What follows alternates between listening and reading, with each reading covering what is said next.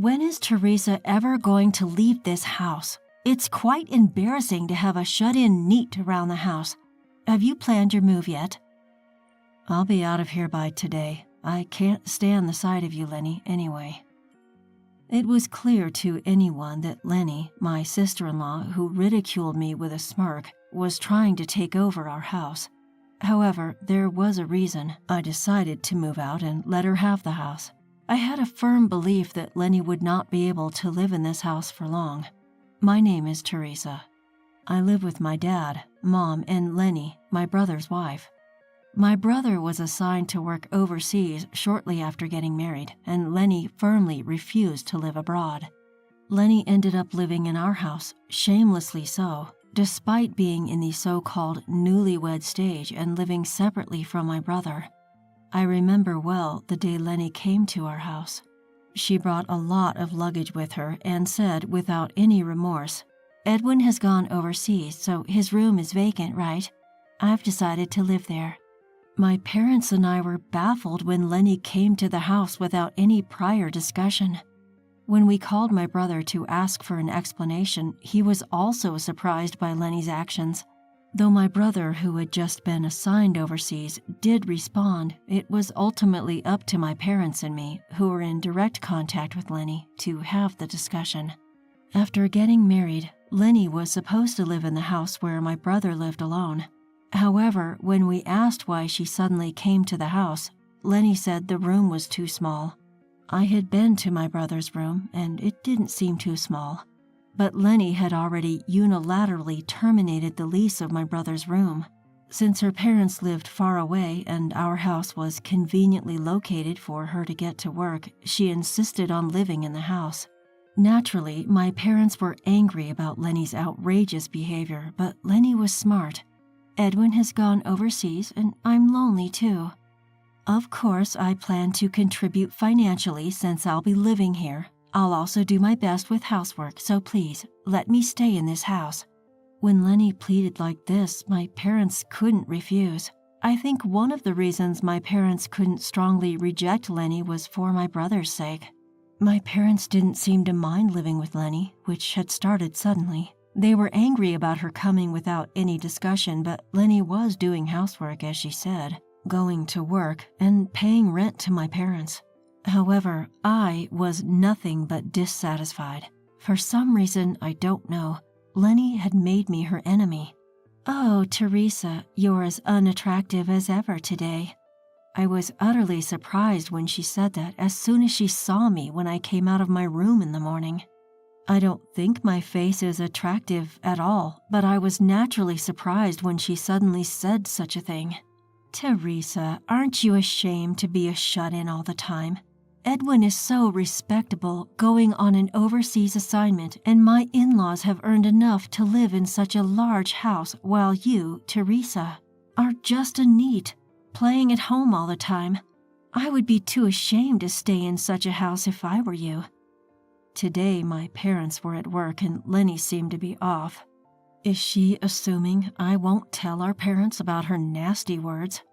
No need to feel embarrassed. I'm not a neat, I answer, laughing internally at her absurdity.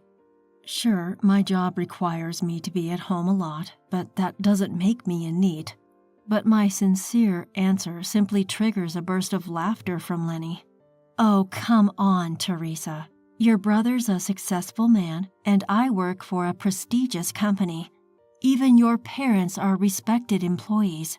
I understand you might feel a bit inferior, but there's no need to lie." "I'm not lying. I'm an influencer." "An influencer? Please, stop making me laugh. As if someone as plain as you could be an influencer. That's a job for gorgeous models." She responds, brushing her elegantly curled hair off her shoulder, ignoring my protests, and shoving past me. As she strides away, a heavy cloud of her perfume lingers in the air. "When will you finally move out, Teresa? It's so embarrassing to have a shut-in neat in the house. Have you found a new place yet?" She suddenly stops mid-stride, turning around with a malicious grin on her face. I'll give you an allowance, Teresa. You must be in dire need of money, right? It's only fair for all the housework you do."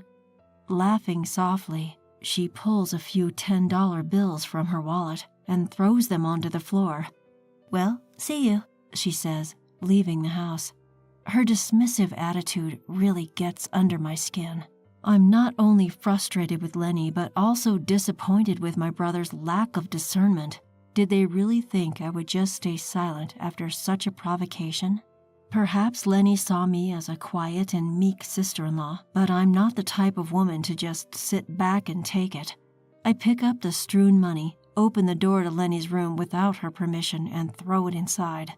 She sure had a lot of nerve, acting so high and mighty over a few tens of dollars. Luckily for me, I'm not strapped for cash. I had planned to relax today, but now it seems I'll be quite busy. After tidying up and finishing my work for the day, I start packing my things. I can't stand living under the same roof as Lenny any longer. I decide to move in to my boyfriend's house. Nathan, my boyfriend, with whom I've been discussing marriage plans, is understanding and agrees to accommodate me as soon as I explain the situation. Meanwhile, I make a call to a certain place in the morning. From the moment she came to greet us as a prospective wife, Lenny had always looked down on me. She's probably the type of person who needs to assert her dominance over someone to feel alive. By the time I finish my tasks, my parents return home. I don't mention anything about Lenny. Instead, I join my parents for dinner, a meal I had prepared. Lenny, who had claimed to be out with friends, hadn't returned yet. She said she wouldn't be home for dinner, so I guess she'll return late. I chose not to tell my parents about Lenny yet, waiting for the right moment. Lenny was in for a surprise, and I planned to hit her with it at the worst possible moment. I'm moving in with Nathan starting today. I'll be out of here by tonight. That's quite sudden. Nathan's okay with it? Yep, he agreed, and we're thinking about getting married soon. Well, as long as it's fine by him, just make sure to let him know we said hi. I broke the news to my worried parents, finished washing the dishes with my melancholic mom, and then I picked up my packed belongings and headed out of my room. And there, right on cue, stood Lenny. Dolled up in heavy makeup, Lenny's grin stretched across her face like she'd just spotted her prey. "When will you finally leave this house, Teresa? It's so embarrassing to have a shut-in neat like you around. Is your moving day coming soon?" "I'll be gone today. Trust me, I'm as eager to get away from you as you are to see me gone."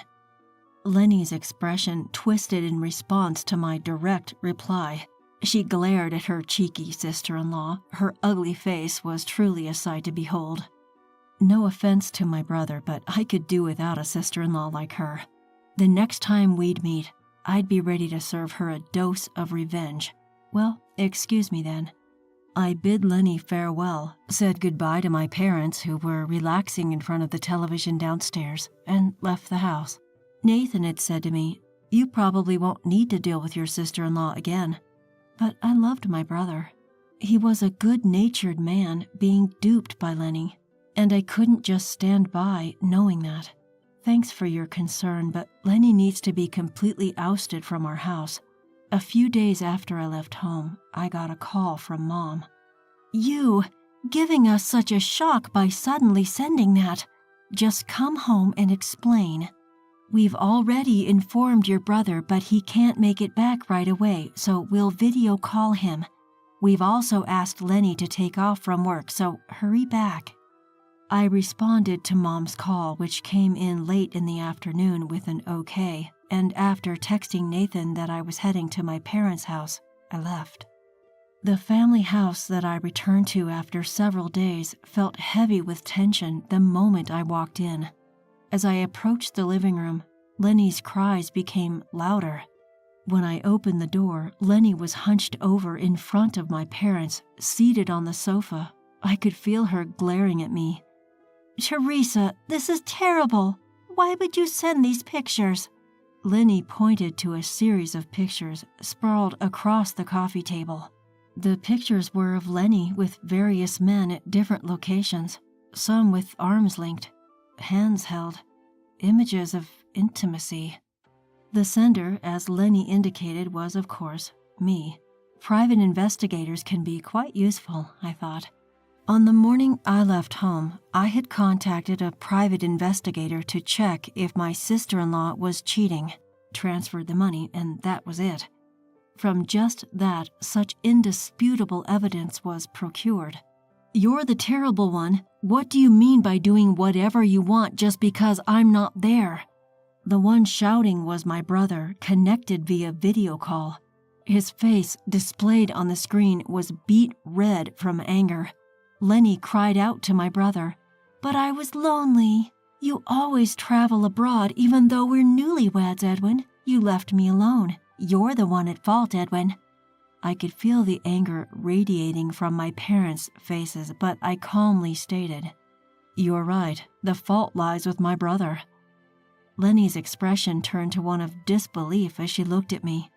I leveled my gaze at her, allowing no warmth to seep through. "The real problem is my brother's lack of judgment in choosing a woman like you." Lenny, taken aback at my words, leaned in toward me, fuming. "What? You've got some nerve, you hideous shut-in, telling me such things. All this chaos, it's your fault." Despite the presence of my parents and brother, Lenny couldn't hold back her true colors. As she realized what she had just blurted out, her hand flew to her mouth.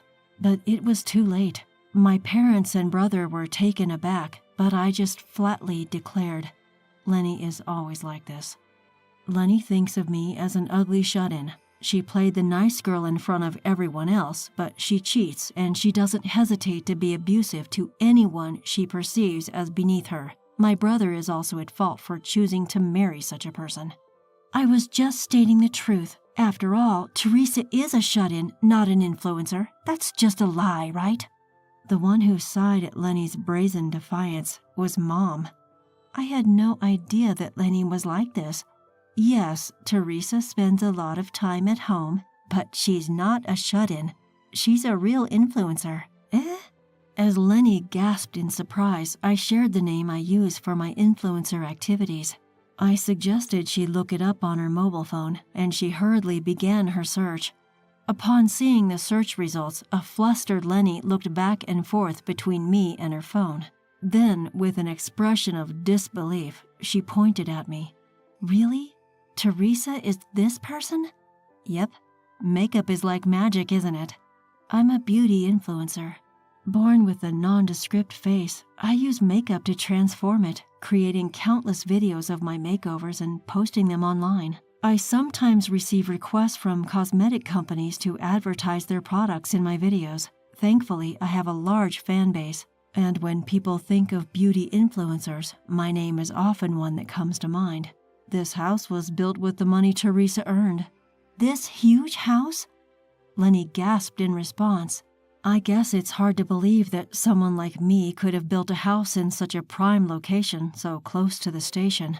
As Lenny stood there, dumbfounded, the doorbell rang. Wondering who could be visiting at such an hour, I, the only one standing, answered it. A familiar voice rang out. "Can I come in?" "Yeah, sure," I responded, and the owner of the voice entered. Seeing Nathan walk in through the living room door, Lenny recoiled. What? Why is Nathan here?" "Oh, you must be the sister-in-law I've heard about. It's nice to know you recognize me. Thank you," Nathan replied, his radiant smile lighting up the room. He's been an actor since his childhood. We had met at a social gathering for content creators and hit it off right away. Nathan and I had been in a relationship for several years, but we kept it a secret. Upon Nathan's appearance, it seemed that Lenny really believed that I was an influencer. Lenny weakly murmured, "No way."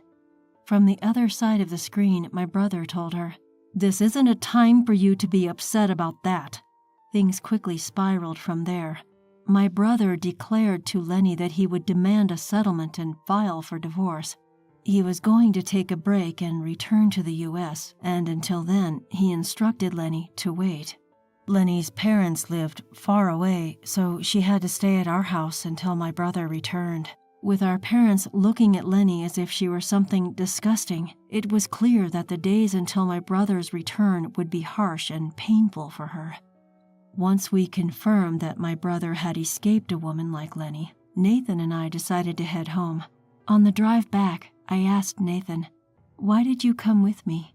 He replied, "I didn't want my future wife, Teresa, to be mistreated."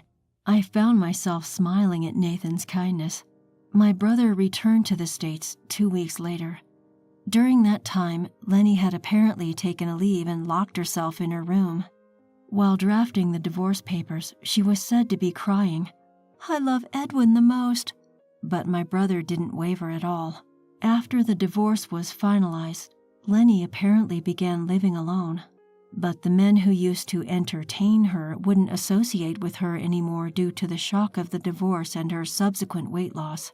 Unable to receive help from anyone, Lenny repeatedly called my brother, but he blocked her calls. Furthermore, he went abroad again, leaving Lenny with no one to rely on. She quit her job and returned to her parents' home. Ironically, Lenny, who used to mock shut-in neets, had become one herself. Since then, my brother has been careful about his relationships with women, but he met a wonderful woman abroad and married her. The new sister-in-law, a brave woman with beautiful blonde hair, is learning English so that she can communicate with me and our parents. In time, Nathan and I also got married. Our wedding made the news. The marriage of Nathan, who had been beloved since his childhood acting days, was celebrated, and I was accepted by the public as Nathan's wife. Now that everything is resolved and peaceful, my family and I are living happily.